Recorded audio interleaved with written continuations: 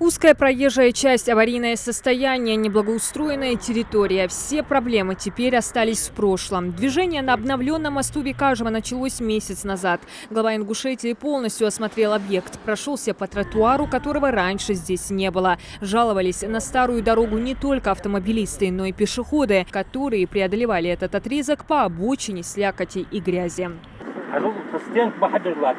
120 метров стенка уза, а 40 да, 40 марбат туда выше 60, 80, 120 метров стенка. Бас Махмуд не может. Я бас аттрактор уж кажется марбат. А цыган без база. И так отвечаю. Сколько русло разровнять, выровнять русло. Новое дорожное покрытие, водоотвод, тротуары, разметки – все обещанные преображения подрядчикам реализованы. При этом мост не только укрепили, но и расширили. Длина старой переправы составляла 84 метра, ширина 9 метров. После обновления он стал длиной 96 метров, шириной почти 15 метров. В период, когда мост был готов, мне позвонили и сказали: давайте вот когда вы приедете, его торжественно откроем. Я позвонил ему,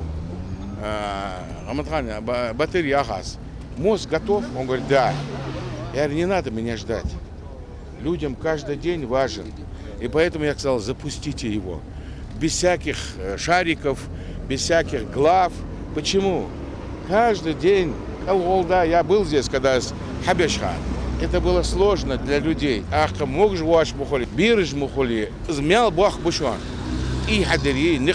Правда, вопросы в ходе проверки глава региона задавал не только дорожникам, но и жителям. В беседе с автомобилистами интересуются, платят ли они транспортный налог, от которого во многом зависит состояние дорог.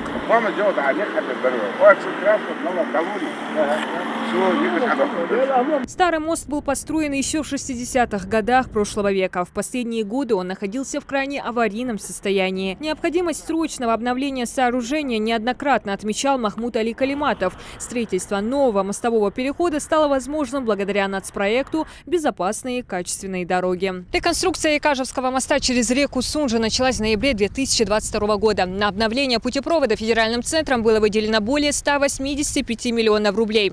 Все строительные работы на объекте дорожники завершили согласно графику. В ходе строительства моста подрядчикам приходилось сталкиваться с рядом препятствий. Процессу мешали и обильные дожди. Но, несмотря на это, с поставленной задачей Минавтодора справились. Вначале бурно-набьюные сваи забивали. Средние части по 20 метров, крайние по 25 метров глубиной. А так потом уже бетонные работы и все это прочее. Икажевский мост имеет особое значение для республики. Ввод в эксплуатацию решил вопрос транспортного сообщения, в том числе между столицей и Назранью. Минавтодор уверен, что новый объект прослужит дольше прежнего. Он построен по самым последним дорожным стандартам, отвечает всем требованиям высокого качества, позволяет в разы увеличить грузоподъемность и пропускную способность. Грузопоток в среднем до 2000 машин в сутки. Это очень много. Поэтому этот мост очень важное значение имеет. И причем этот мост строился уже не по тем стандартам, которые были ранее, там 87 года. Это уже по новым стандартам, где он выдерживает на ось нагрузку 11,5 тонн. Вот. Здесь применены не плиты дорожные, а именно тавровые балки, которые опираются на ригеля.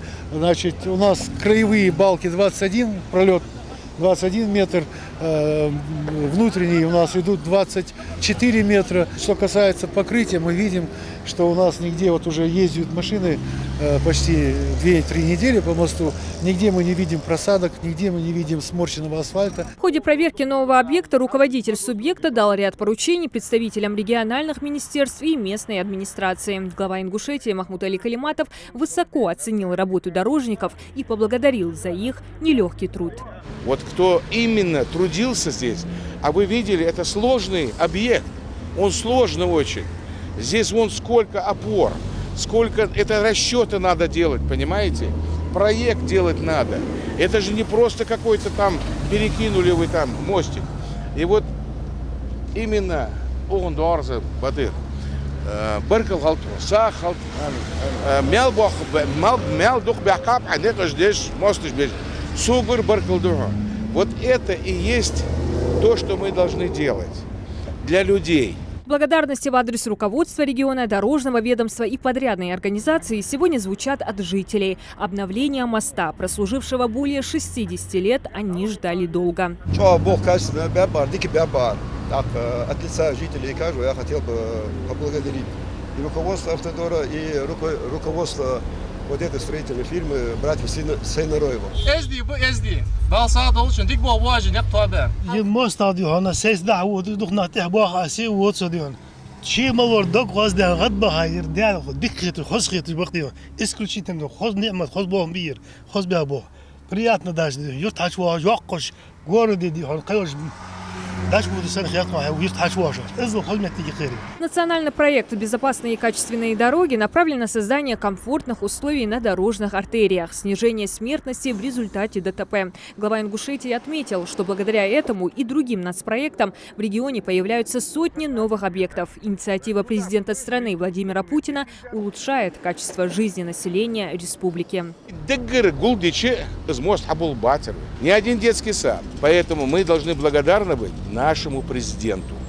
Это он придумал нацпроекты. Нам на все эти объекты и дороги, и все вместе выделено 12 миллиардов денег.